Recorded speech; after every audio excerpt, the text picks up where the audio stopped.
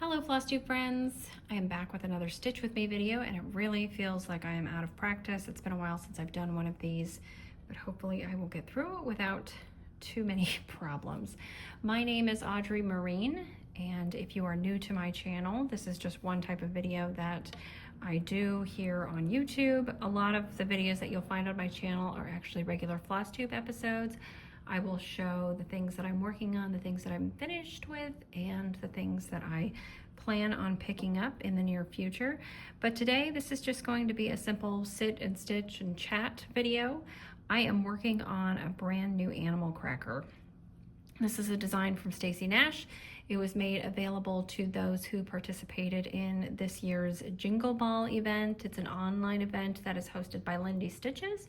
If you are interested in participating in the future, then I would say check out Lindy Stitches. You can find her on Instagram, and then you can also find their website and sign up for their newsletter, so you'll be notified of all future events, and then also you'll be notified of sales and promotions at the shop and stuff.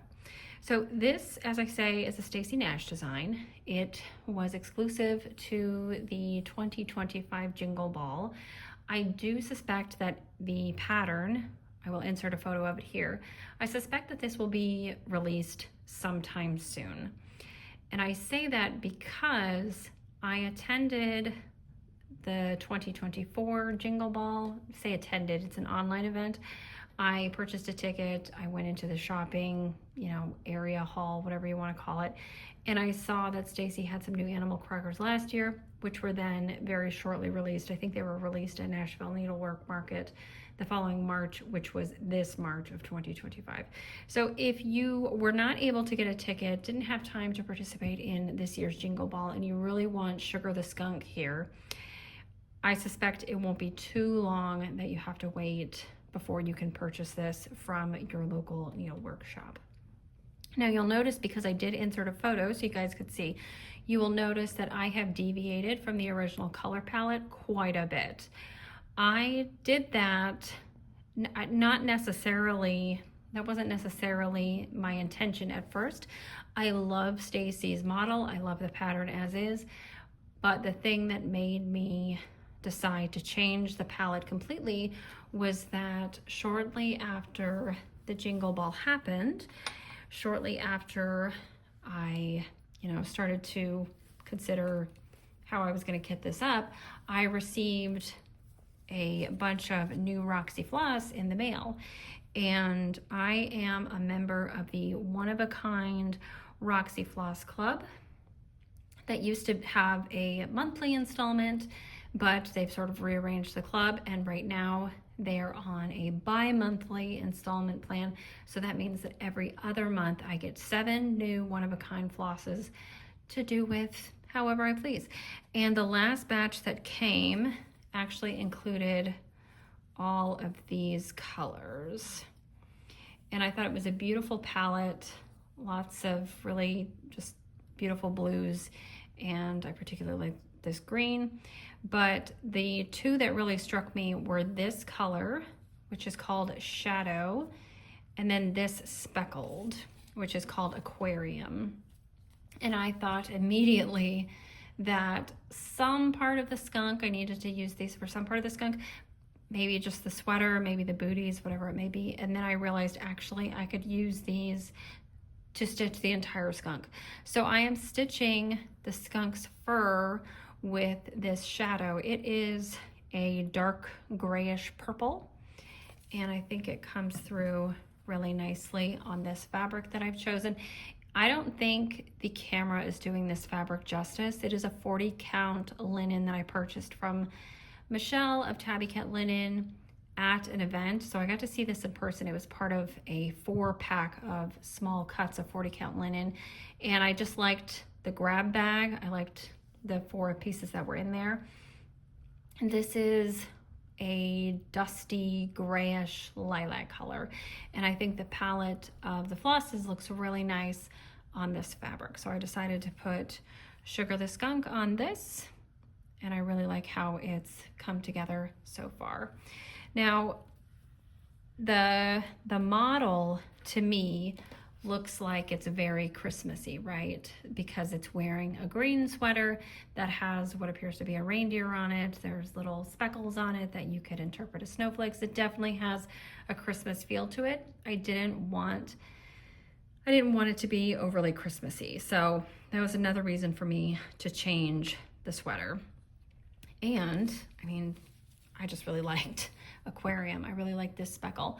When the one-of-a-kind Roxy Floss Club was first coming into being, Caroline of Evertote showed the first pack that would be sent out to people who signed up for this club, just so that they kind of understood, got an idea of what they were going to get.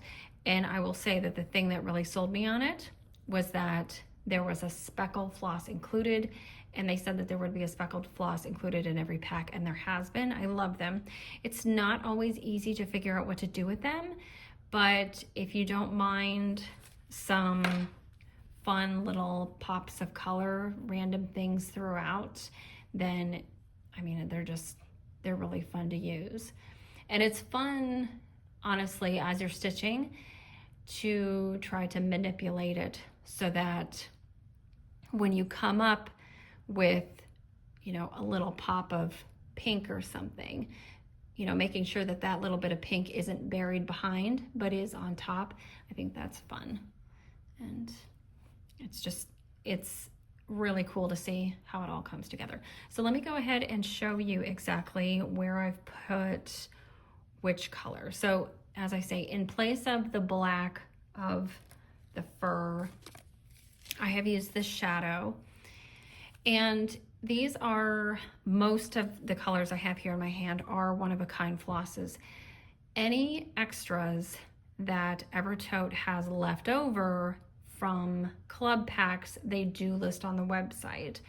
So I know right now they do have some leftover one-of-a-kind flosses from previous packs, previous month's packs, and you can just order them and they are the same price as any of their other flosses. But once they're gone, they're gone. There's not going to be a second run, another die lot done. It's just, that's how many they've made and that's how many they are. So once they sell out, they sell out.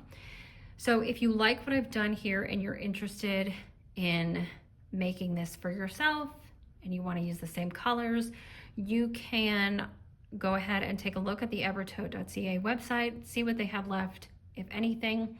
And if not, you can always take down the colors that I have and then send an email and say, what would you recommend in place of this, this, and this, so I can create something similar. There are always ways around these one-of-a-kind flosses, if you know, because if you're interested in using Roxy Floss, they have a huge catalog of regular standard flosses. Okay, so shadow, this is obscured. And I want to make sure I'm telling you where I'm using everything. Okay, so shadow obviously is the fur, and then obscured is the kind of shadow, the outlining around the neckline of the sweater and then around the arms. What I'm using for the body of the sweater is aquarium. This is the speckled I mentioned before. It's really pretty. It's like a dusty silvery blue, and then it has pops of teal and hot pink and dark blue in it as well. And then we've also got included in this pack is coin toss. I have not used this one yet, and I may not need to use it. Windy skies, again, haven't used it yet in this piece and probably won't. And then eucalyptus. Now eucalyptus I loved, so I just wanted to find a place for it. So actually, this skunk, she had a little elbow patch on her sweater. It might be a little bit hard to see there, but I've chosen eucalyptus for the elbow patch. And then charted, there is a band of another color down here near the bottom of the sweater. And I think I'm gonna create a band of eucalyptus in there as well to kind of pull it out. And maybe do a band of eucalyptus and a thin band of this white to match the cuff on her sleeves. Okay, so that's eucalyptus. And then the last color in that pack is all bark, which I love the name of this, all bark. and it is really beautiful. And I have not used this in this chart yet, but I think I might use it for her little booties. She's got little booties, so I'll use this. And then looking in my Roxy Floss collection, specifically the other colors I have from previous one-of-a-kind packs, I pulled several from the pack that I got in March of this year. And the color palette, I think, really works with the colors that I received in December's pack. So this is Jewel, and I'm using this for her nose and her paws. The called for color is a dark burgundy like that, so I thought that worked. And then this is Princess. It's a very, very light pink. I've used this for the line along her lip and then the inside of the ear. And then for the white of this little dot, the one single stitch in her eye, and the white along the edge of the sweater, I have used Milkshake. And then in the fur, there is one off-white and then a gray up here. And the difference between the two colors I have chosen is very, very subtle. I don't even know if you can see it on camera. I can see it very slightly in person. But those two colors are, let's see, Pebble is the lighter, and then Boulder is the slightly darker. So you can see a difference between the two skeins, but when it is one stitch against one stitch, it is hard to see. That is the color palette. Now, since we were talking about the eyes, I did want to say something here, mention this. For the eyes, everything on this 40 count linen is stitched one strand over two, except for the eyes. I just needed one single strand of chalkboard, which is another Roxy Floss color. It's in the regular collection. I used 2 strands of chalkboard for the black of the eyes, 1 strand for each of the little eyelashes, and then for the single white stitch that is in her eye, like the reflection there, I used a single strand of Milkshake, but I essentially made a smart across over 2. So it's very bold. I wanted her eyes to be very bold. And I think they stand out nicely. So I'm very happy with the color palette. I think it looks great. It's definitely very different than the original, but honestly, finding out how big this skunk is actually going to be, knowing how much time I am going to end up having put into it, this is not going to be a Christmas skunk. This is going to be an all year round skunk. Okay, so you'll notice that for my hoop, when I am putting it on the fabric, I make sure that it's loose enough that I can easily get it onto the fabric. I will tighten it though, because I like it to be drum tight, and this is not. I could move the hoop down, but I don't want to crush all this solid stitching if I don't need to. I've never had problems with stitches not going back to as they, how they were before they were under a hoop. I just spritz my finished pieces with a little bit of clean water and then use a hot iron on the back. Everything seems to go back to normal just fine. But when I'm spending so much time on something, if I can keep my hoop off of the stitching as much as possible, that's what I'm going to do. And I know that I have a lot of fill-in here on the sweater before I really need to move my hoop down. Okay, so I have shown this on a previous video, but I'm going to go ahead and do it again. Some people have asked how I get my fabric so tight and get that drum tight fabric, and really it comes down to a screwdriver. So the great thing about these Hardwicke Manor hoops is the hardware. You can use a flathead screwdriver on them, and you notice how many turns I was able to make on that. There's no way I would have been able to do that just with my bare hands. And then I just tug. Linen is very strong, very resilient, and you should have no problems just yanking on this thing. That is what I want. You can hear it. You can hear it. Okay, beautiful. Okay, next question I always get. Belky Pataki, that's the stand. This is the mini. This is the original mini though, or at least the mini as it was a few years ago. I believe I ordered this, I know I ordered it in September of, I think, 22 or 23, I'm not quite sure. It did take 5 months for me to get it from the manufacturer, but it was well worth the wait and the price tag because it is a wonderful, wonderful piece of equipment. And on those days that I want to stitch, but I'm having a little bit of pain or fatigue in my arm or left hand, it is very helpful. There we go. Okay, easy enough. And you know, you can flip it over, tie in your loose ends, check for knots, do all that you need to do. It holds it very securely. Okay. Oh, she's so cute. She's so cute. My husband Ryan said that this is probably the cutest thing I've ever stitched. But I was telling him, she's gonna be so big. And he's like, where are you gonna put her? What are you gonna do with her? I don't know, but she's so cute. I love her. But we haven't been calling her Sugar. Ryan has suggested Flora because the main skunk from Bambi was named Flower. You guys remember Flower? So he suggested Flora, which I think is cute. Yeah. It's fun to see.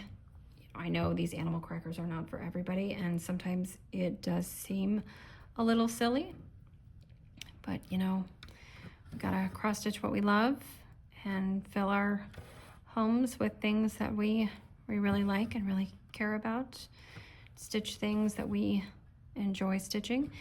And it's been fun to see all the different variations that people have created and different color choices for clothes and fur. People have changed sizes just by changing fabric count. Oops, fabric count. Some people have even stitched some animal crackers over one. I know Sally, Humble Bumble Stitcher. I was lucky enough to get to meet her a couple months ago at a dinner, and she had a couple gifts for people there at that dinner, and they were teeny tiny animal crackers stitched over one on 40 count, I believe. Now she did half crosses, not full crosses, but she still used like all the called for colors and everything.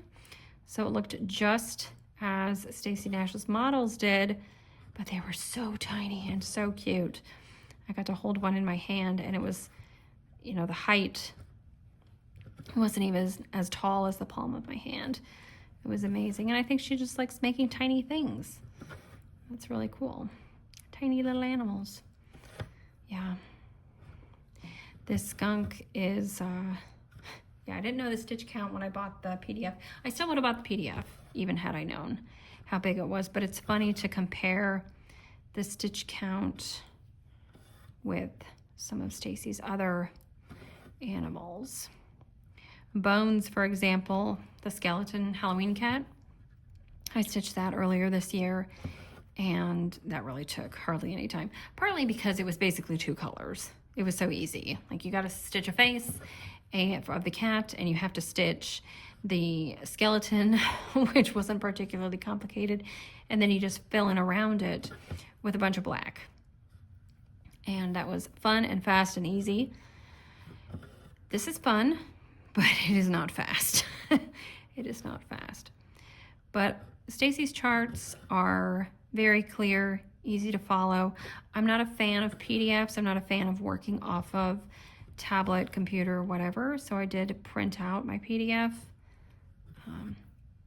But I prefer to purchase hard copies if I can, especially since it seems like the paper that Stacy's charts are printed on is pretty nice, pretty thick. They are all in black and white, but they are still easy to read. Yeah, so cute.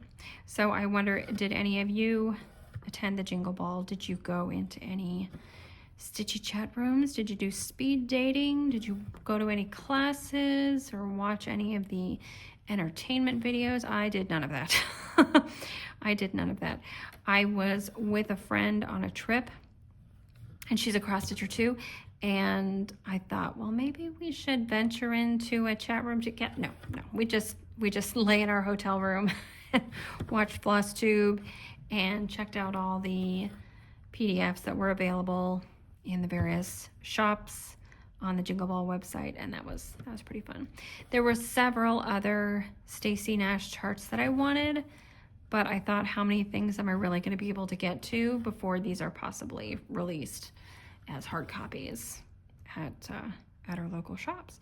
So I just went ahead and got the skunk. I did want Ginger, the little mouse with the little gingerbread house. How cute.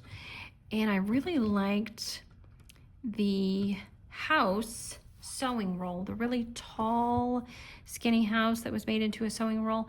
And then I liked the brownstone house. I forget what she called the chart, but that was another, I don't know if she made it into a needle book or what it was, but had windows on it, and all the windows had curtains in them, and there were wreaths. It was just so cute.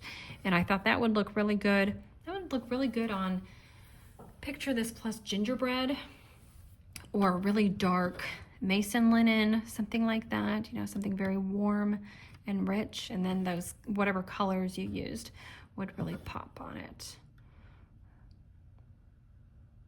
I have been focusing on samplers mostly this past year, and I have finished dozens of samplers. Not all huge, but some of them pretty sizable. Whoops.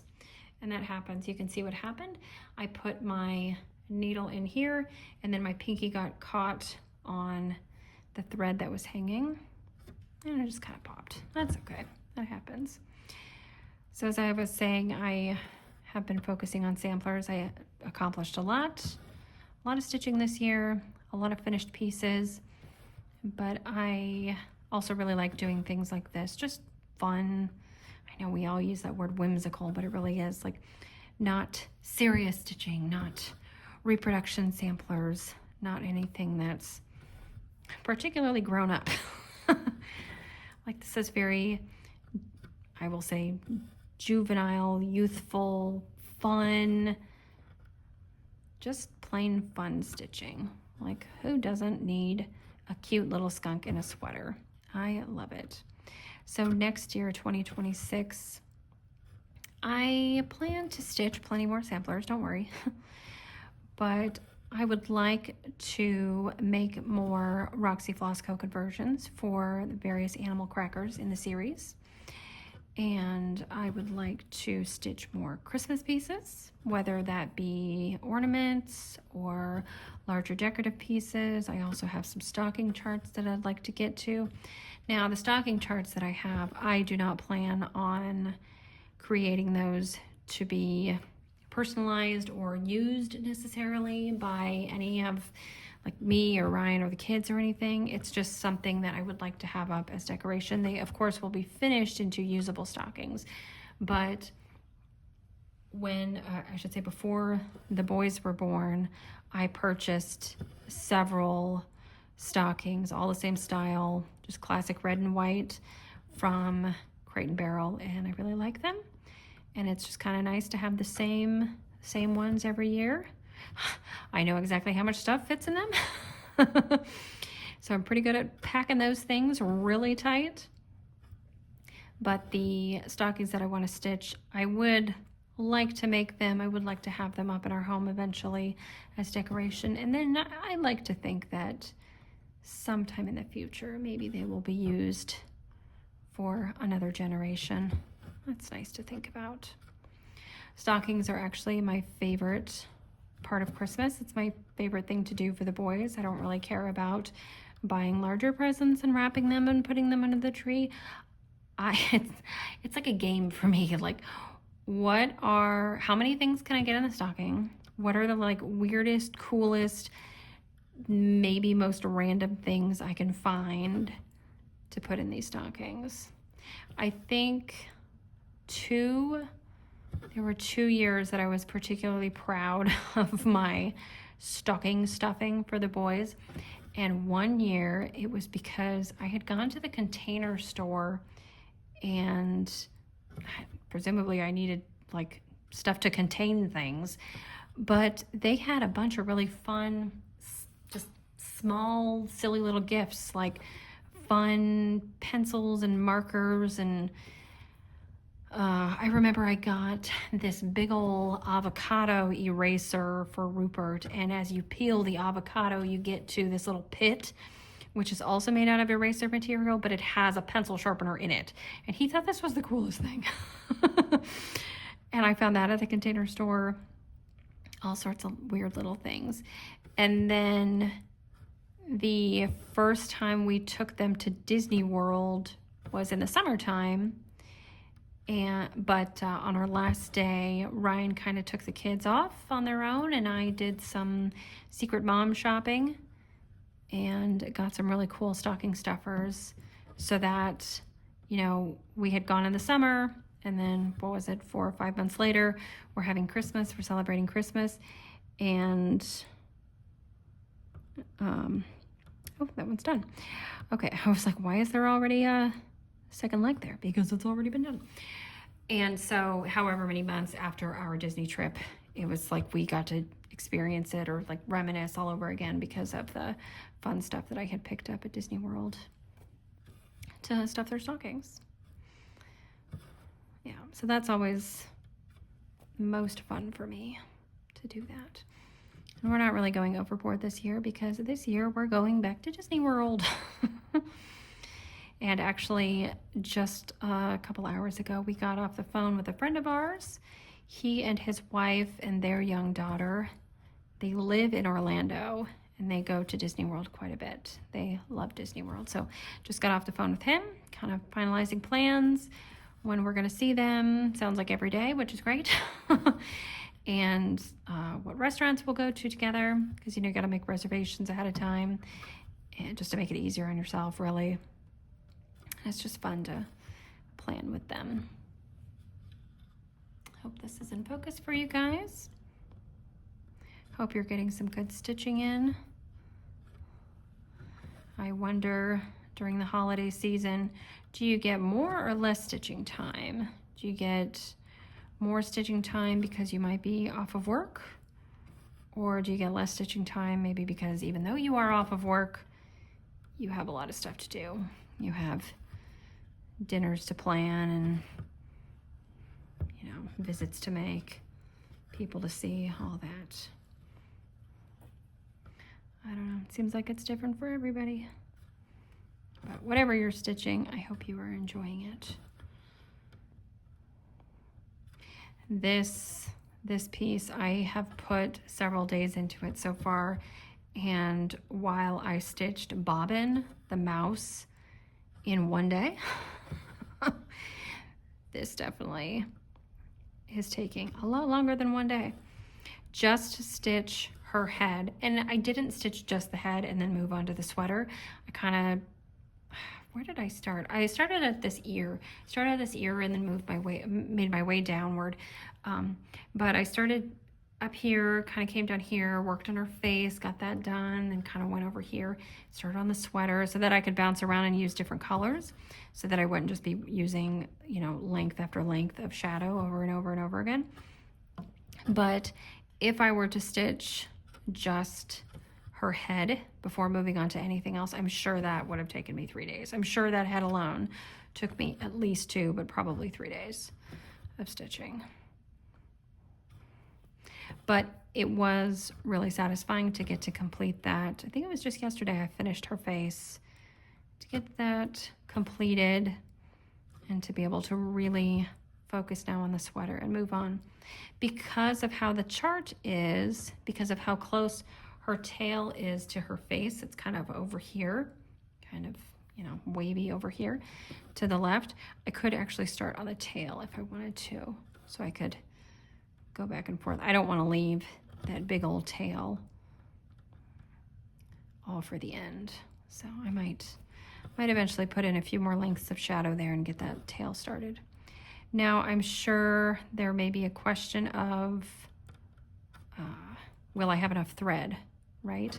But the Roxy Floss skeins are actually 8-yard skeins. I know I have talked to people who say they are hesitant to purchase Roxy Floss because it is more per skein. It costs more per skein than other over-dyed cottons, but actually because you get 8 yards on a Roxy skein as opposed to 5 yards of the other brands skeins, actually it works out to be a really good deal.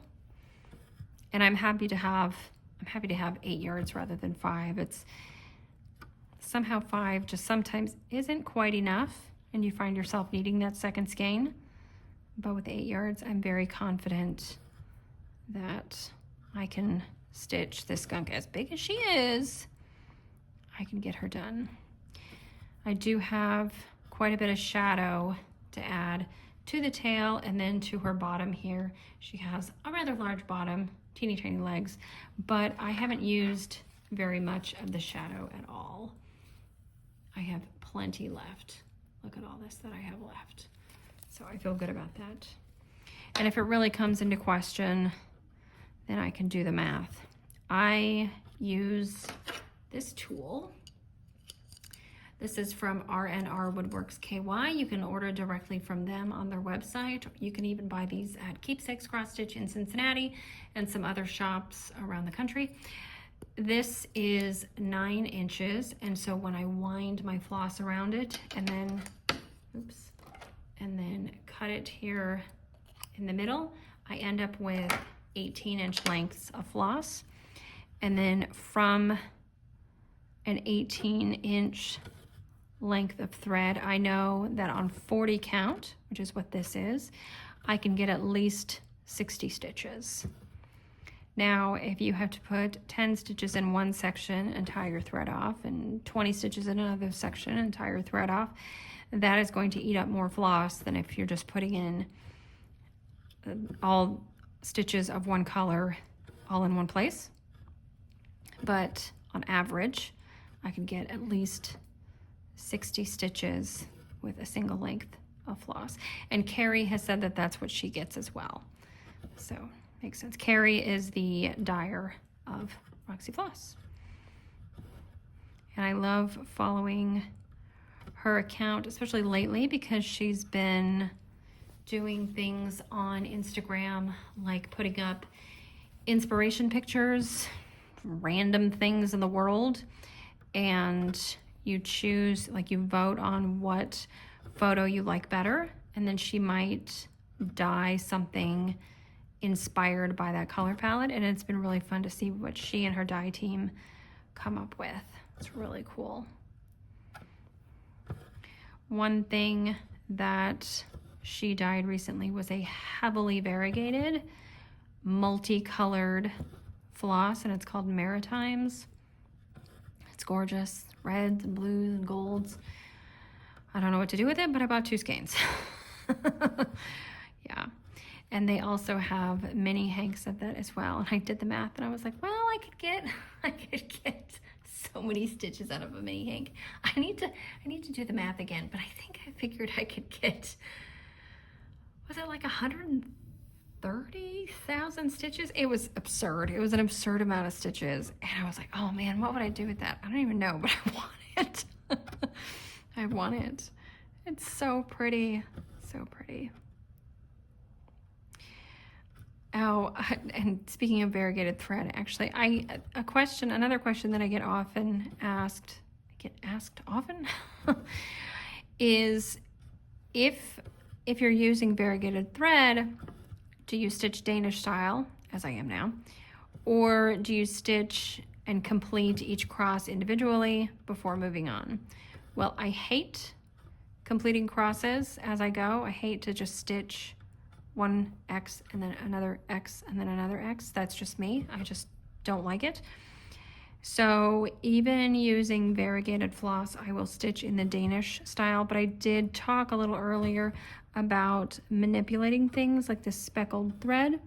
So you'll see here, I hope you can see, there is this very dark spot coming up, but right before it, I don't know if you can see it, probably not, especially not on my red nail, but right down here, there is a tiny little bit of hot pink.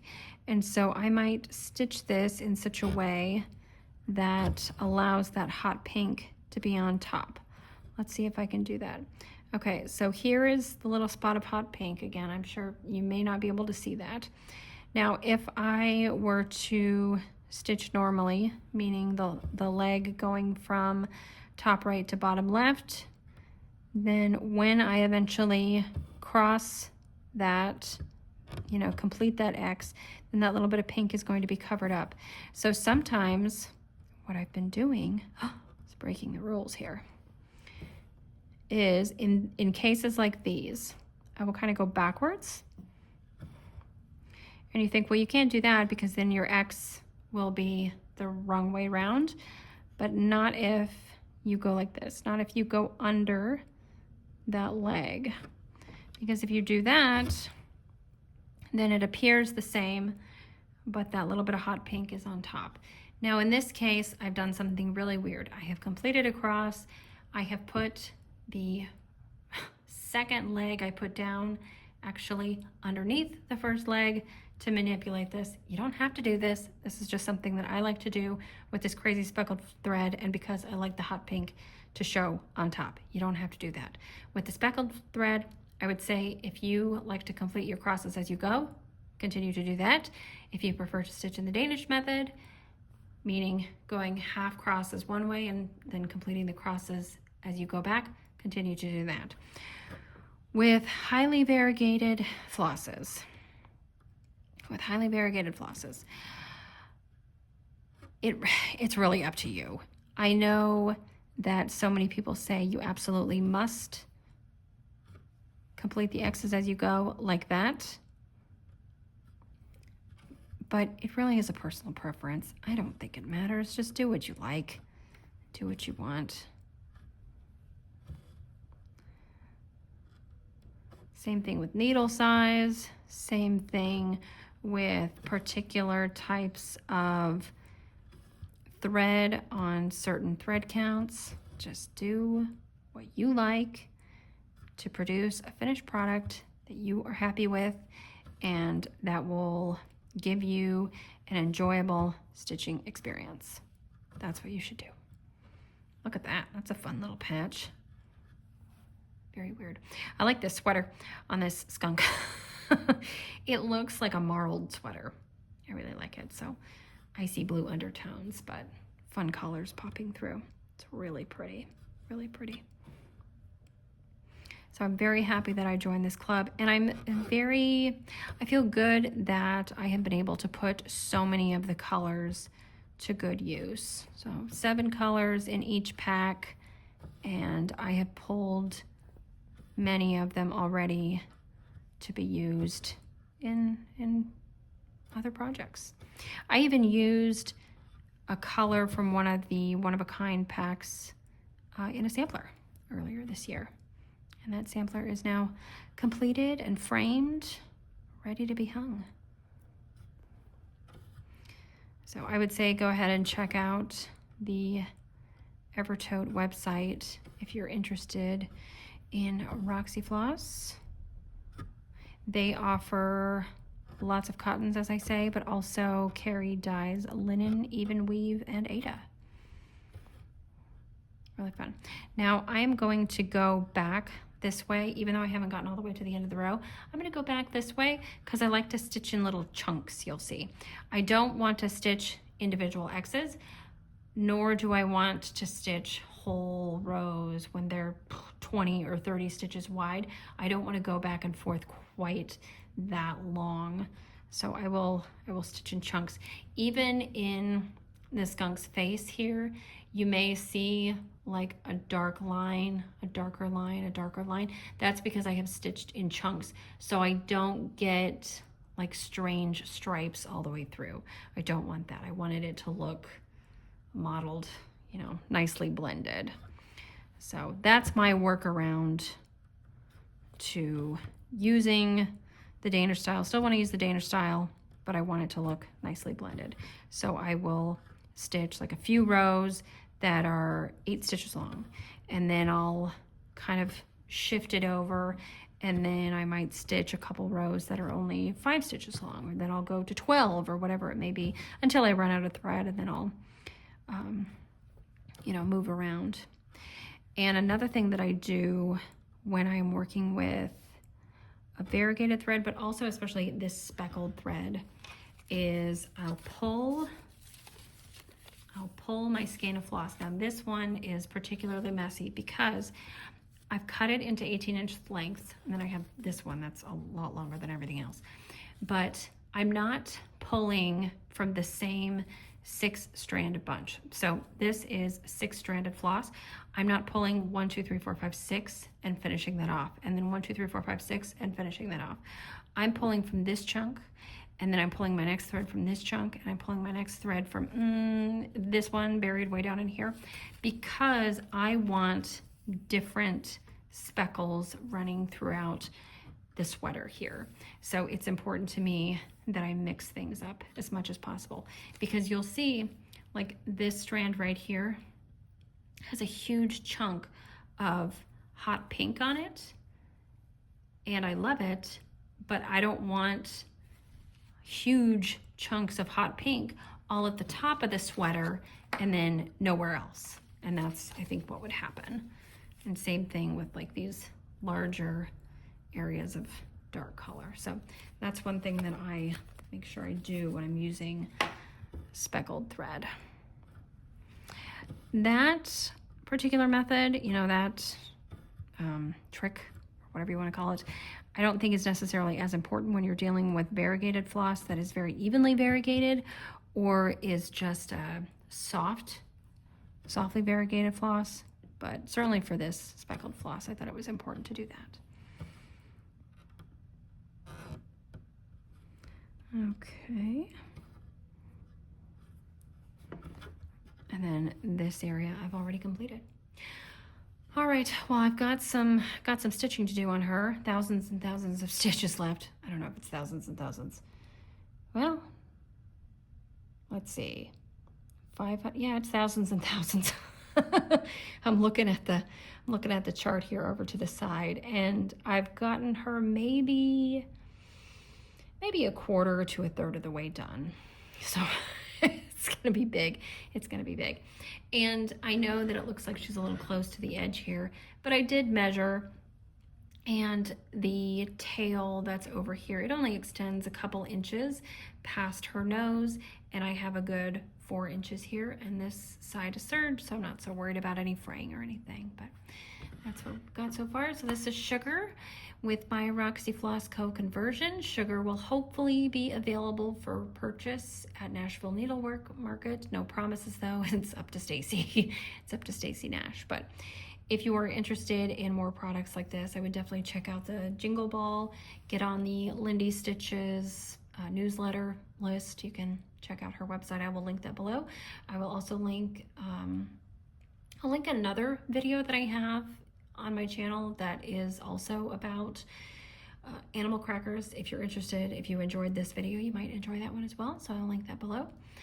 And again, if you have any questions or comments, you can leave those here. You can also find me on Instagram at StitchStitchBead, or you can send me an email. I will leave my email address below. Thank you so much for watching, and until next time, happy stitching.